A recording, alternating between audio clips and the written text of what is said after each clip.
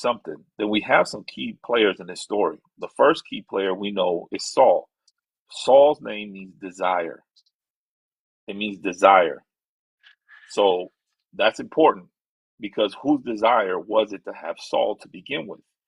It was man's desire to have Saul as king. God obviously chose him, but God didn't want Israel to have a king. The whole goal is that Hashem, or God, was the king of Israel. He was the ultimate ruler, the theocracy of God.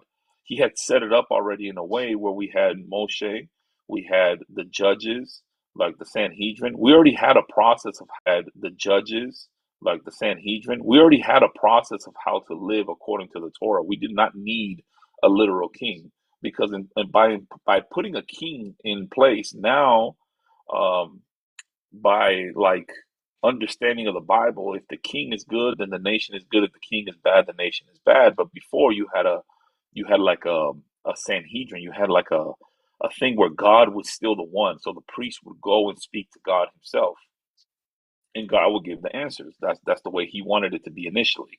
That's the way it should have been. So they desired a king, and what happens? Saul becomes king, and it's just a coincidence, right? As most people would think that Saul's name means desire, but the desire was man's desire. So Saul in the story is representing the desires of men, according to First Samuel 17, and I'll prove this in a minute. Then you have David. David's name means beloved, not a coincidence, beloved. And Goliath's name means exile, right? So we see these three these three people in this story, and we're going to start going through it now. I'm going to start reading some of it, and we may not be able to get through the whole thing today, but we'll definitely go through some of it, and we'll just continue on through it. So in First Samuel chapter 17, verse 1, it says, "Now the Philistines gathered together their armies to battle, where they gathered together in Shecol, which belongs to Judah, and pitched between Shecol and Ashka, the Ephazadamin." I don't know how to, it's a really long name. And it says, "And Saul and the men of Israel were gathered together and pitched up in the valley of Elah and set the battle in array against the Philistines." And the Philistines, watch, pay close attention to this. "And the Philistines stood on the mountain on one side, and Israel stood on the mountain on the other side. And there was a valley between them." So right there alone, if we stop, and that should start triggering certain things. Like, okay, so we see um, one mountain has one nation and one mountain has the other nation. So we can look up, I can't remember what Philistines, does anybody remember what Philistines mean? I can't remember. Let me look it up real quick because I think it means something. Philistine.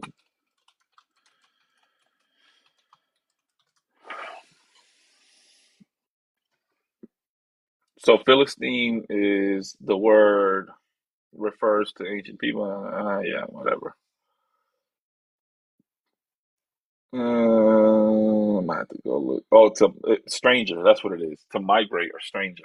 So, so on one side, it's just a coincidence. On one side, you have Israel, and on the other side, you have.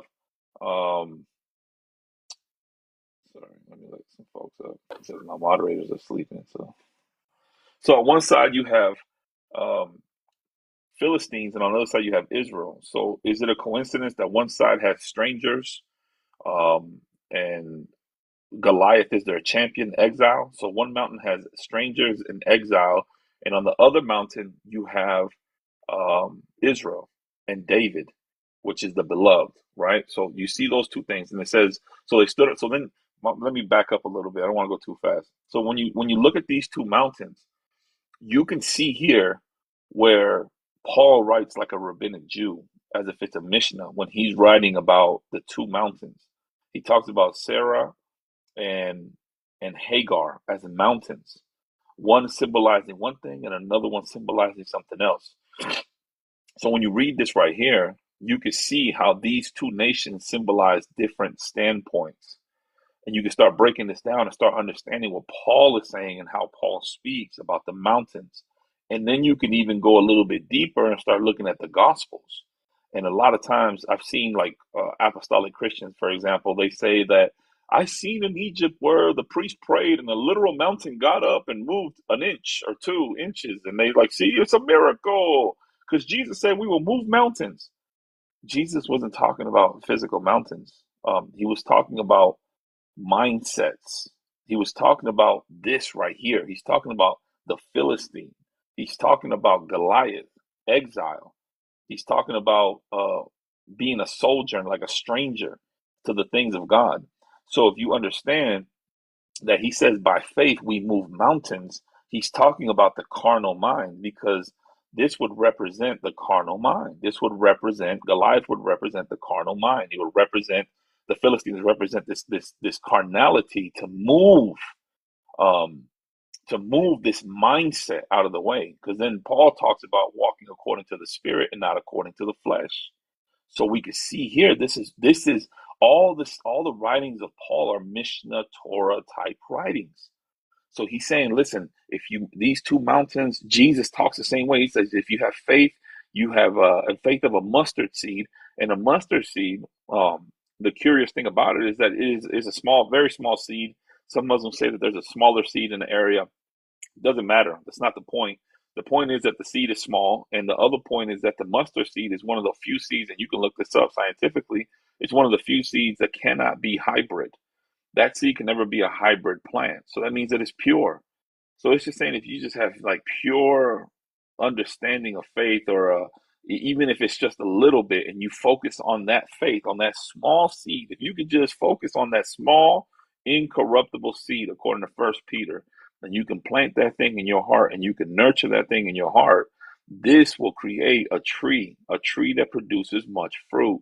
And in this fruit is the fruit of the Spirit, which would lean you to walk according to the Spirit and not according to the flesh, therefore removing the mountain of the carnal mind and walking according to the things of the Spirit. It's just that easy. It's that simple. I can get it, and anybody can get it, because uh, as a Marine, we eat crayons. Okay, so if I can get it, anybody can get it. They call us jarheads, for God's sakes. So this shouldn't be that hard. So I don't understand why you have such a very like um, carnally minded intellectual minds that want to argue about these things. That it's not really that hard to argue. It's very simple. Two mountains. We see two mountains. We see Goliath. We see Saul. We see Paul talk about Sarah and Hagar, one representing the spirit, one representing the flesh. We see Jesus says you can remove mountains. If you have faith of a mustard seed, you can remove mountains. So understanding Jewish writing and Jewish Mishnah type writing, you'll understand that this is not talking about a physical mountain, but rather a mindset. The mindset that you can do this if you have Yeshua, if the seed is in you, you can walk according to this. And this is why we see even the fruits of the Spirit. Fruits can only come from a tree. A tree has to come from a seed. The seed is the Spirit. Yeshua is the seed that allows you to walk out the Torah, that allows you to walk out in the Spirit, to walk these things out. Without it, it's impossible. So anyways, I'm gonna continue on, because if not, I'll get stuck on verse 3 for the rest of the time. So it says the Philistines stood on one mountain on one side, and Israel stood on the mountain on the other side, and in between there was a valley. And there went out a champion out of the camp of the Philistines named Goliath. Goliath means again exile, right? Of Gath, whose height was 6 cubits and a span. And he had a helmet of brass on his head, and he was armed with a coat of mail, and the weight of the coat was 5,000 shekels of brass.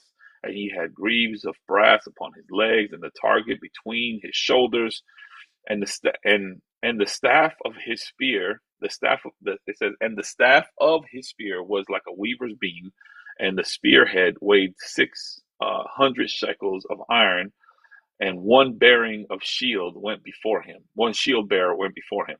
And he stood, and so you guys can study out this part. I'm not going to talk about the armor and stuff like that. There's other stuff in there, but I'm not going to really focus on that. I want to focus on the part where I see Yeshua as the Redeemer. So it says, verse 8, and he stood and cried out to the armies of Israel. He said to them, why are ye come out to set your battle in array? Am I not a Philistine, and ye servants of Saul? Very important right there. Choose you a man and let him come down. So verse 8, let's just stop at verse 8 for a second. And anybody on the panel, you guys can jump in, by the way. I don't want you to feel like I'm just monologuing, because I definitely don't want to monologue. But if you stop right there in verse 8, it says, "Are ye not servants of Saul?" So you notice that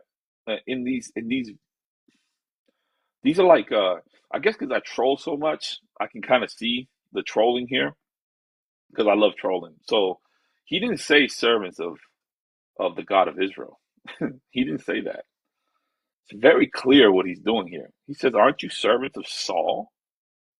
So he didn't say servants of the Most High God, servants of Hashem. He didn't say servants of the God of Israel. He didn't say no, no, no. He made it very clear. I am a Philistine, a stranger, right, from a strange land. I'm a stranger, and ye are servants of Saul. What does Saul mean? Saul means desire. So what is he saying?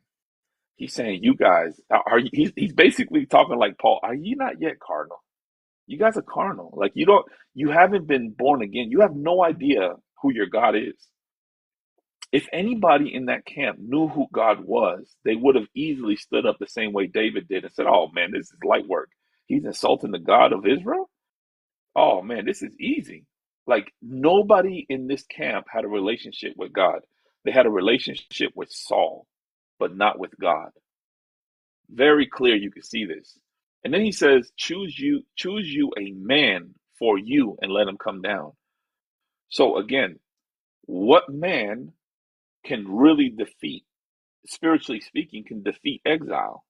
What man can really defeat this mountain? What man can move this mountain that we clearly see, that we just went over? What man can move this mountain? Only a man of faith can move the mountain, at least temporarily, which is David. But who can really eliminate this mountain once and for all? It has to be the Messiah.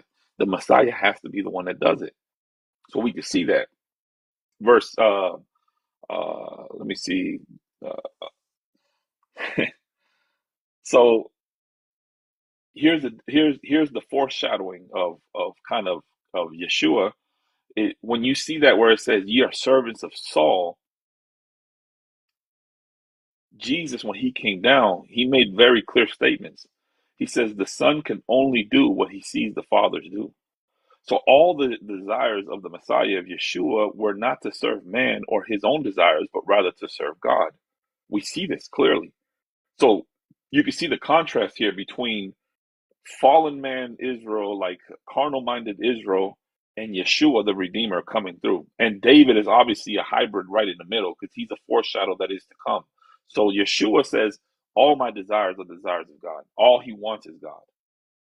So you can see that is what it takes to move this mountain. And I'll stop here for just a second. I mean, let me just backtrack just to try to speak to everybody that's listening. When we look at an oxen, one of the things that makes an oxen, or a bull an oxen, is because he's castrated. And we see that he says in the Old Testament, we'll see that it says, "Don't muzzle the ox that treads." This ox that treads is a bull that has been castrated. It is said scientifically, I don't know how it works, but I know even with dogs, when you castrate a dog, for some reason, they get fat, they get big, they get stronger for some reason. I don't know what it is, but they just gain weight. So when we see the oxen, backtracking to this oxen and backtracking to this desire, right?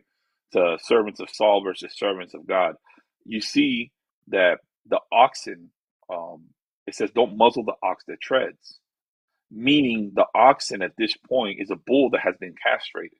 When the bull is castrated, his desires are no longer his own desires, if you know what I mean.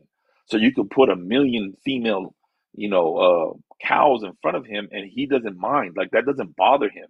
He's going to keep plowing the field without looking left or right or turning back, because his desires are now the desires of his master, the desires of his owner, the one who bought him. And that's where we now turn and we become like, our desires, our carnal desires have to be cut off, in the sense that now our desires is to serve God. And this is where you become from a servant of Saul to a servant of David. which is David means obviously the beloved. So I'm using David as a foreshadow of Christ. Just make sure you're understanding. I'm not saying that we serve David, just for the record, because people just like to run with weird stuff. But it's in the typology, we see Saul as king and we see David as king. At this point, David was already anointed to be king. So technically, you have a carnal king and you have a spiritual king, but they're both in the same place. The question is, who will you serve this day? The spiritual king or the carnal king, the human king? So the king of this world or the king of the world to come, which was David was not yet king yet. He was to come yet. So you see this typology here that's just it's beautiful. So back to the oxen, when you castrate the ox, now his desire is to plow the field, nothing else. And we just so happen to be called, like the first Adam was a tender of the garden, a plower of the field, a caretaker of the field. So now we become this to other people. And this is why we wash our brother's feet, according to what Yeshua said, is to wash him with the gospel, to wash him with the word of God. Matter of fact, it says, husbands, wash your wives with the word of God, which is plowing the field. That's what we're called to do. Not our desires, but the desires of God. Plow the field, make disciples, plow the field, make disciples, plant seeds, water the seeds. This is all field work that we would do as people of God who are now, our desires are for God alone. And this is why Yeshua even says, you're not worthy of the kingdom of heaven if you pick up the plow and turn back. Because if you turn back, what does that mean? Upon turning back, you're saying that you don't want to do this. It's your desires, what you want to do versus what God called us to do. It's very clearly and plain placed right there. Somebody unmuted and want to say something? Yep, Sure. just like Lot's wife turned back. Exactly. Well, Lot's wife turned back. It's a bunch. It's a bunch of them where we see this. So um, that right there is very important. So like verse 8 is so clear to me, and verse 3 is so clear. It's like skipping all the armor of Goliath. You can see very clearly what's taking place here. And then in verse 8, it says, he stood, he cried. In verse 9, it says, if he be able to fight with me and to unalive me, then we will be your servants. It's very clear what's happening there, right? I don't even, I shouldn't have to speak on that. It says, but if I prevail against thee and unalive thee, then ye shall be our servants and serve us. Funny, because God calls us his servants. He bought us, he paid the price. So, and it says, and the Philistine said, I defy the armies of Israel this day and give me a man. He wants a man. Well, guess what? We didn't give you a man. What stepped forth in the spiritual realm is Yeshua, which is God, because a man could not do it. It says, a man that we may fight together. Well, guess what? The Bible tells us we don't fight against flesh and blood, but against spirits and principalities. So the only person who could really take down this mountain completely would have had to have been Yeshua, the one who is divine, who came down and defeated this great foe. So um, that's verse 10. Um, I'm going to stop right there actually because I think we can talk. We can break some of this down right now, and then I'll just continue on tomorrow with some of the other stuff because I have a lot more stuff. I mean, I haven't even gotten into like. Actually, we could talk about that because it's a good setup. But what we see here, that's very very clear. I'm going to read First Samuel chapter 13, and y'all watch, pay attention to this.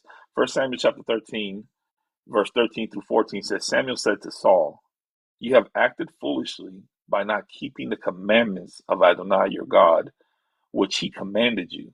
For now Adonai will have established your kingship over Israel forever. But now your kingship is lost. It's not. It will not last. I'm sorry. Will not last. Adonai has sought for himself a man after his own heart. So Adonai will appoint him as ruler over this people because you have not guarded what Adonai has commanded you. So here's the question: who is Saul speaking to in these two verses?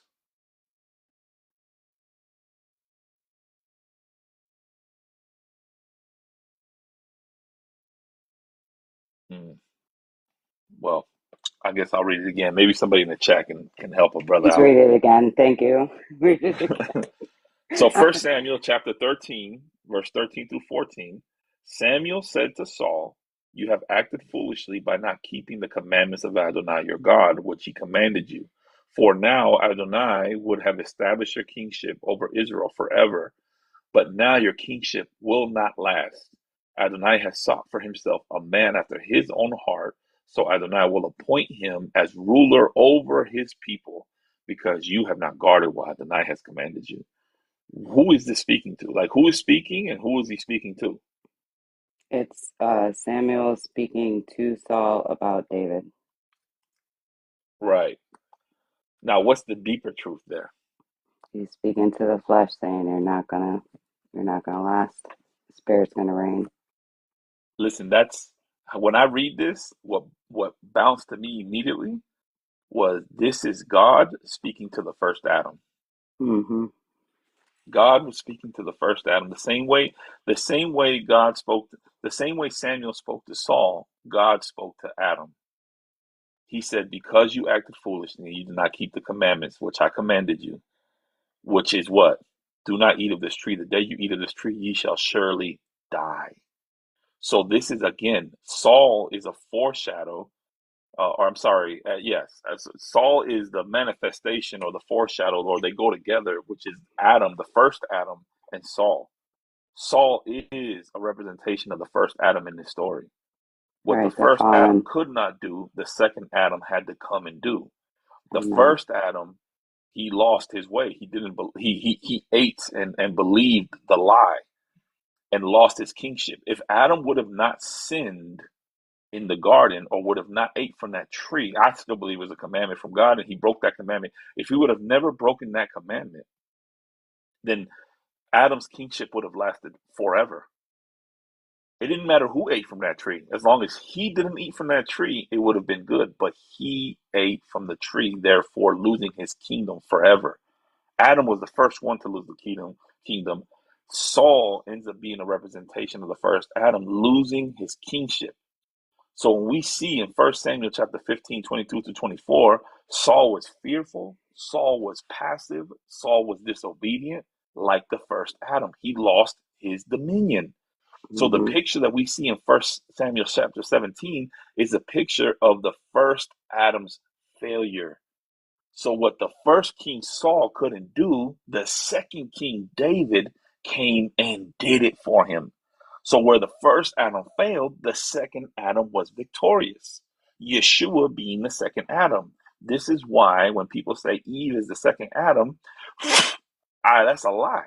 That's disgusting. That's blasphemy, in my opinion. The first Adam is Adam, and the second Adam is Christ. This is why Paul sees this. So when Paul is writing about Yeshua being the second Adam, we can clearly see where he's getting this information from. As he's reading Bereshit, as he's reading Genesis, and he goes and he sees now he's going through the prophets and he's reading this, he can clearly see two mountains. Very easy to see the two mountains now. And you can see the first Adam and the second Adam. So it's not a coincidence that when Jesus is getting baptized, the skies open up and the Father from heaven says, "This is my son, my beloved son." Beloved is David. This is my David, my son David, the true David, the Redeemer David. He says, "This is my son David," right? "In whom I'm well pleased." In whom I'm well pleased. So you can see the typology between Saul being the desire and Yeshua being the David's son, the beloved son, the son of God. And you can see how he reconciles these two things, how Paul begins to reconcile these two things together to get to the point where you see the picture of the first Adam, the second Adam. And this picture of the first Adam and the second Adam is completely is seen throughout the entirety of all the Bible. This is where you get Esau and Jacob, the same thing, first Adam, second Adam. This is where you see even like Cain and Abel, and you can see all these stories that begin to line up between the first and the second, the first and the second, the first and the second. You'll see this story, but right here is very, very clear. So you can see like the first Adam, the one who was supposed to be fighting Goliath, was supposed. Let me back up. Let me slow down because trying to speak too fast. The person who was supposed to go out and slay Goliath had to have been Saul. You say that it was It supposed to be it Saul. had to be Mm-hmm. Saul. Saul Mm-hmm. was the king. He was the chosen one. He was the desire of the people. He was the one that was supposed to go out and fight Goliath. Goliath takes Saul's dominion. He takes it. He's taking it by taunting him, by tricking him into believing that he couldn't defeat him. Fear. He believed the lie. So you can see where the dominion of Saul is taken, and David has to step foot and take the position of Saul in order to redeem Israel. So what the first king couldn't do, the second king did. And it's not a coincidence that the second king, when they go anoint everybody, because they went to go anoint um, one of the kids of Jesse, Jesse pulls out 7 sons, but the eighth son is in the field. And Samuel says, "Hey, are you missing one?" He's like, "Yeah, I have a younger one. He is what does he call him? He says he's the shepherd boy. He's in the field, right?" And it's so funny because and I'll read it. It says, "Thus," this is 1 Samuel 16:10-11. It says, "Thus Jesse made 7 of his sons pass before Samuel, but Samuel said to Jesse, Adonai has not chosen any of these." Then Samuel asked Jesse, "Are these the boys you have?" "There is still the youngest," he replied, but he says, "But right now he is tending the sheep." So what is he? He's the pastor.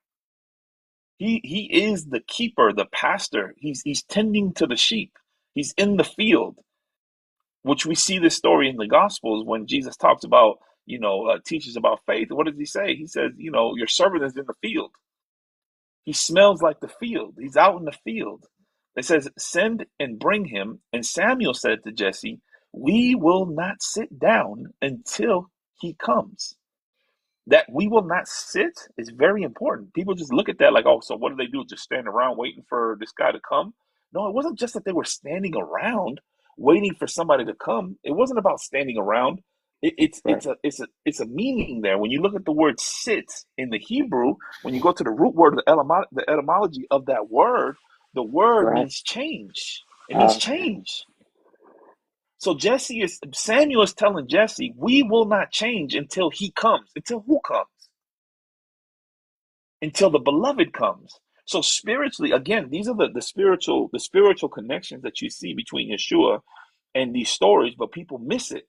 So they think that it's just simply David. Like we will not sit down physically. You're just saying, well, we won't sit down until David comes. But David's name means Goliath.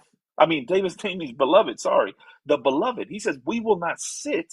We will not change until the beloved comes. And then Yeshua comes thousands of years later, and when he's getting baptized, it says, "Here's my beloved son, my David son, my son David, the son David, the anointed son David, the Hamashiach David, not just the Mashiach, the Hamashiach David." He says, "This is my beloved son in whom I'm well pleased." And when he comes, we sit, meaning we change, meaning we truly change. So the word is sabah in Hebrew, and if you go to the root word etymology of it, one of the meanings of it is to change. So these little things, seemingly insignificant words in the Bible, have great meaning.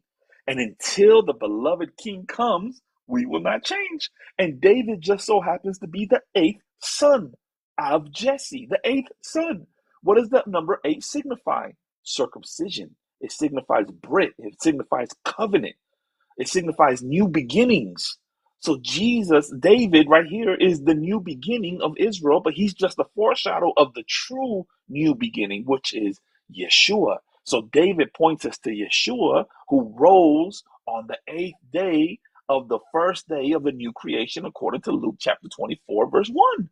So you can see these connections, and people say, "Oh, this is all mystic. This is all mystic." To me, this is incredible. This just I'm in love with this stuff. I'm like, yo, this is too good. It's too good to be true. How is this happening? Abraham, a lot of people don't realize Abraham had 8 sons total. When you go read through the chronology, not the genealogy, you'll see that he ended up having 8 sons: Ishmael, Isaac, Zimran, Joshan, Midian, Isbak, and Shahu. These are all his sons. He has 8 sons, and he just so happens to be the father of the promise of the new beginning. His first son Ishmael is not of the promise, but the second son Isaac ends up being the promise. These I mean, you have to literally make this stuff up, bro. Like whoever, if somebody made this up, I mean, you would have to be. I don't even know how you make this stuff up, but you would have to be the author and finisher of the story from beginning to end. And I don't think anybody can ever put all this together. And these are just surface stuff. This isn't even deep. Imagine if you, when you start going deeper and deeper into this stuff, you'll say, hold on, this is crazy. David was anointed in private. Yeshua was anointed in private. They didn't have no big ceremony for Christ. They didn't have no big ceremony for him. They had no big ceremony for David. They had a huge ceremony for Saul, and every other king had a huge ceremony. They would bring him before the whole people, and they would pour a whole flask of a horn of oil on him, and all these things. But this didn't happen with these two characters. Absolutely poetic, just like Kelly said. It's how do you make this stuff up? You can't. The first thing David grabs when he goes, we're not even there yet. I'm not even going to go deeper than that. I'm going to stop at verse 10 for today, and then we can just continue on tomorrow. We can just continue on going through it. Otherwise, it's going to be too much information.